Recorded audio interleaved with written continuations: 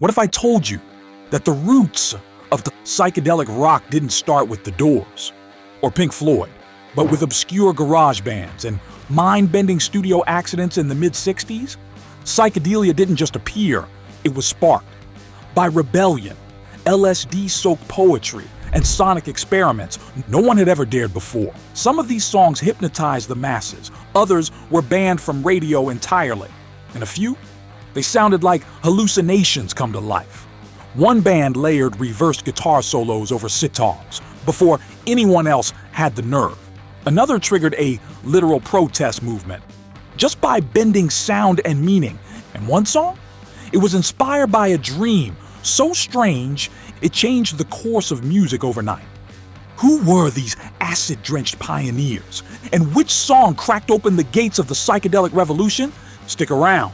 This is 10 songs from the 60s that gave birth to psychedelic rock. Number 10, Tomorrow Never Knows. By the Beatles, released in 1966 on the Revolver album, this was the track where the Beatles truly snapped reality in half.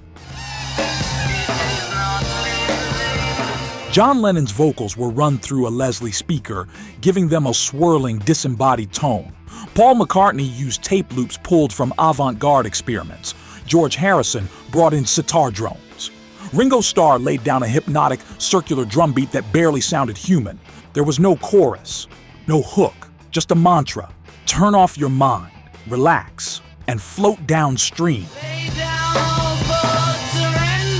It was radical. Lennon said it was inspired by the Tibetan Book of the Dead. McCartney called it the sound of the future. DJs didn't know what to do with it, but musicians, they were floored. Psychedelic rock was no longer subtle. It was here, loud and unavoidable. And next, we slide into the Technicolor dream world of a band that would define the entire genre's visual and sonic palette. Number 9, See Emily Play by Pink Floyd. Before The Wall or Dark Side of the Moon, there was Syd Barrett. This 1967 single was Pink Floyd's breakout and a sparkling kaleidoscopic gem of early psychedelia. Emily cries. Written by Barrett after an alleged LSD trip in the woods, See Emily Play defied convention. Guitars were fed through reverse echo. Pianos rang backward. The track was drenched in phasing and reverb. And the lyrics, dreamlike and cryptic. Emily tries but misunderstands. She's often inclined to borrow somebody's dreams till tomorrow. This wasn't a song. It was a riddle in neon. See Emily Play gave mainstream Britain its first real taste of acid rock. Barrett's whimsical mind would soon unravel, but his influence on Bowie, Tame Impala, even Radiohead lives on. Next up, a song from California that opened the cosmic floodgates with harmonies that felt like sunbeams through a lava lamp. Number 8, 8 Miles High by the Byrds, released in 1966 and immediately banned from US radio. This track wasn't subtle. 8 Miles High was the Byrds' attempt to channel the jazz chaos of John Coltrane and the drone of Indian ragas through 12-string jangle pop. The result? A dizzying, soaring sound that bent the limits of what rock could be. Roger McGuinn's guitar solo felt like free fall.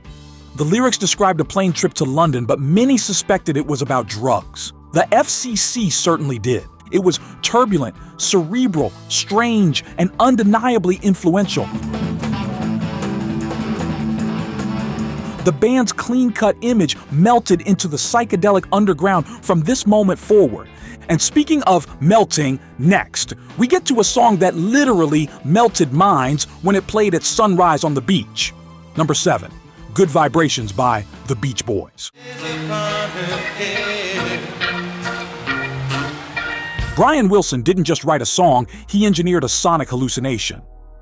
Good Vibrations, released in late 1966, was a Frankenstein of pop. Wilson stitched it together from dozens of tape segments across multiple studios, using theremins, cellos, sleigh bells, and layered harmonies so rich they felt ocean deep. But it wasn't just complex, it was emotional. A rush of joy, anxiety, longing, and bliss packed into 3 minutes and 35 seconds. Radio had never heard anything like it. The song cost more to produce than any single in history at the time, and it set a new standard for how ambitious and experimental pop music could become. And what came next? A band that stripped away California sunshine and replaced it with primal screams and fire.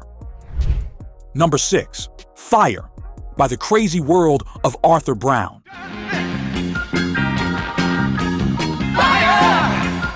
I am the god of hellfire, and I bring you fire.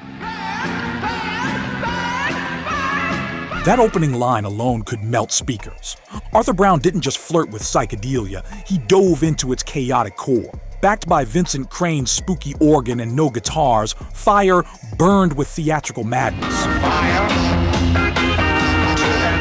Brown often performed wearing a flaming helmet, literally setting stages ablaze. Released in 1968, the song became a surprise hit on both sides of the Atlantic. It felt like a demonic carnival ride through a collapsing mind. Alice Cooper, Shock Rock, Marilyn Manson, they all owe a debt to this blazing freak show. Number 5, Time Has Come Today by the Chambers Brothers.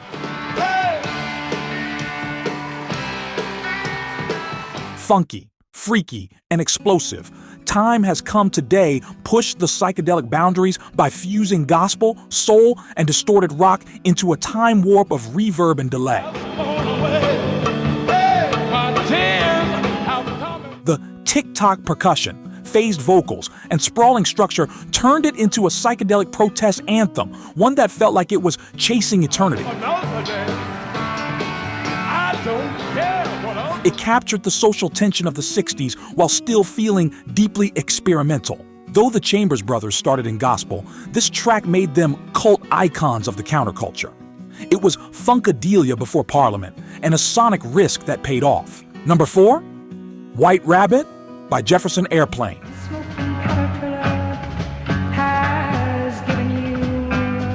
One pill makes you larger. Grace Slick's voice cut through the haze of 1967 like a beacon. White Rabbit turned Alice in Wonderland into an acid-drenched parable of counterculture rebellion. With its Spanish march rhythm and explosive crescendo, the song built like a trip. Slow at first, then spiraling toward a surreal climax. And unlike many psychedelic tracks, this one demanded attention. It wasn't dreamy. It was confrontational, poetic, and unrelenting. It played like a warning or a dare. Number 3, Section 43 by Country Joe and the Fish.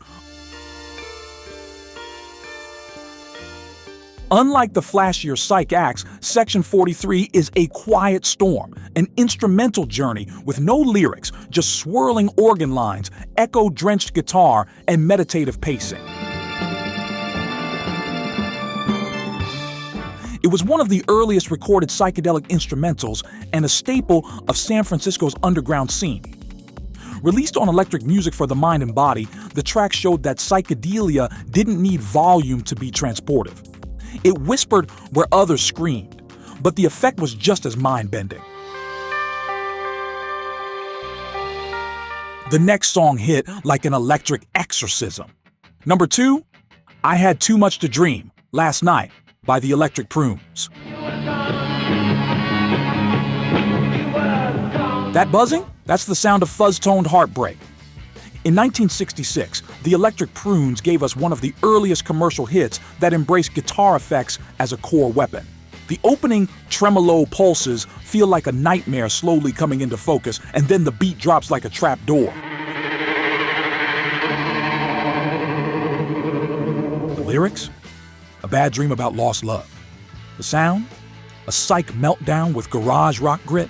This wasn't polished or pretty, it was wired, echoing with menace and mystery, and yet it hit the Billboard Top 20. But if you think that was heavy, the final track wasn't just groundbreaking, it was terrifying. Number 1, Black Sabbath by Black Sabbath.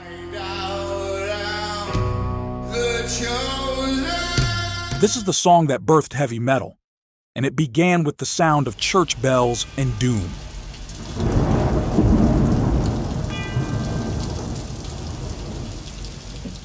Released in 1970 but recorded in late '69, Black Sabbath by the band of the same name was a seismic shift. Tony Iommi's tritone riff, known as the Devil's Interval, rattled spines and summoned controversy.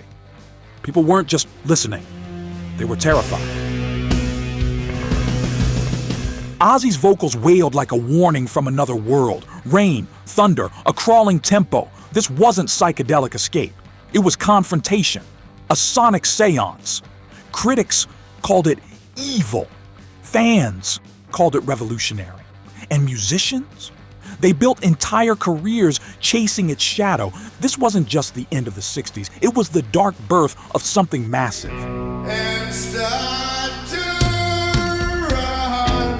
And if you've made it this far, it means you're ready to walk even deeper into the void. If you love this journey through the twisted birth of psychedelic rock, don't forget to like and subscribe. It helps us bring you more strange, loud, and legendary stories from music's wild side. There you have it, 10 groundbreaking songs from the 60s that gave birth to psychedelic rock. From mind-bending riffs to studio experimentation, these tracks didn't just shift the culture, they shattered it. Which song surprised you the most or made you feel like time warped? And if you think this was wild, wait till you dive into our next video, 10 songs that gave birth to punk rock in the 70s. The amps got smaller, the rage got louder, and the chaos? Oh, it was beautiful. Click the end screen to keep the story going, because rock didn't just evolve, it exploded. Some songs open your mind, others tear the roof off it.